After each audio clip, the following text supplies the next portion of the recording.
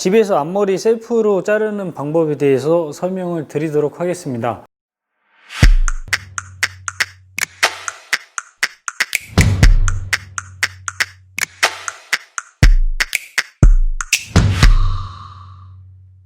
앞머리를 자를 때는 앞머리를 먼저 찾는 게 가장 중요하고요. 앞머리를 찾을 때는 걸리적거리는 머리는 다 귀에 꽂는다. 지금 보시면은 귀에 꽂았을 때 앞머리 양이 너무 적죠. 집에서 혼자 자를 때는 앞머리 양을 조금만, 그러니까 눈에 걸리적거리는 부분만 자른다 라고 생각을 하시면 되고, 가장 중요한 포인트는 눈썹과 눈썹 사이에 머리카락을 자른다. 나머지 머리를 자르게 될 경우에는 생각보다 앞머리 양이 많이 늘어날 수가 있기 때문에 웬만하면은 눈에 찔리는 것만 잘라내고 미용실에서 자른다, 혼자서 다 자르려고 하진 않으셨으면 좋겠어요. 일단은 빗질을 해서 앞머리를 먼저 내려주신 다음에 눈썹과 눈썹 사이 앞머리를 제외하고는 나머지는 다 넘겨주십니다. 그러면 요만큼만 남거든요. 전체 앞머리에서 눈썹과 눈썹 사이의 앞머리만 잘라주시면 되는데, 주의해야 될 점 하나, 절대 젖어있는 상태에서 앞머리를 자르시면 안 됩니다. 두 번째는 눈썹과 눈썹 사이에 머리만 자른다. 앞머리를 자를 때 뭐 다른 유튜브를 보면 아시겠지만 잡아서 자르는 경우가 많기는 한데, 잡아서 자르게 되면은 원래 곱슬기를 예측을 할 수가 없기 때문에 내가 잡아서 머리를 잘랐을 때 눈썹 밑으로 자른다 라고 생각을 하고서 자르는데, 이걸 놓고 나면은 눈썹 위로 올라가는 경우가 굉장히 많거든요. 그래서 그런 실수를 범하지 않기 위해서 일단은 머리를 말린 상태에서 내려놓고 자르시면 돼요. 가로로 자르는 게 아니라 세로로 조금씩 팽킹 가위라고 해야 되나? 이거 나이가 나오네. 일자로 자르는 게 아니라 사선으로 여러 번 나눠서 자른다. 이것만 지켜주시면 앞머리는 절대 망치지 않습니다. 다시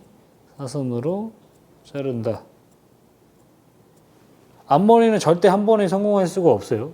저 같은 경우에도 18년째 미용을 하고 있는데, 앞머리 자를 때는 못해도 한 4번에서 5번 정도는 계속 수정을 보면서 자르거든요. 그래야지만 길이에 대한 리스크를 줄일 수가 있기 때문에 계속 조금씩 자른다라고 생각을 하시면 되고, 결론은 뭐냐면 눈썹 아래 정도로 자르시면 됩니다. 여러 번에 나눠서 눈썹 아래로.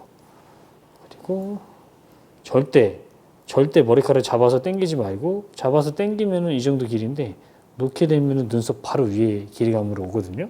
어차피 앞머리를 드라이를 하고 다니실 거기 때문에 항상 곱슬기를 살리는 선에서 손가락을 잡지 않고 사선으로 자르듯이.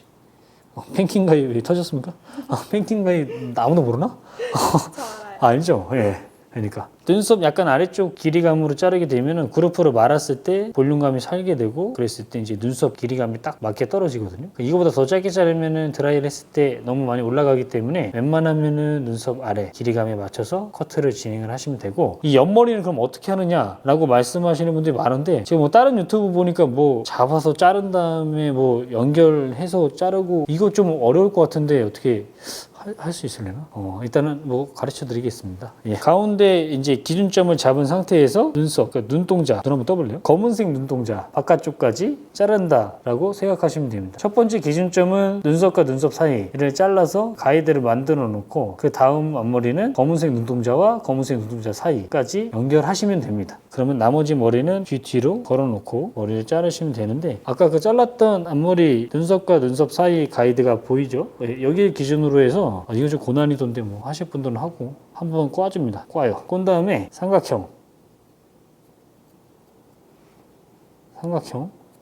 이거 뭐 그냥 그리듯이 하셔도 되니까 삼각형으로 자르게 되면은 얘가 자연스럽게 연결이 되는 것을 볼 수가 있습니다. 앞머리 내려오고 옆머리는 자연스럽게 길어지면서 옆으로 넘어가는 앞머리 스타일을 연출할 수 있습니다.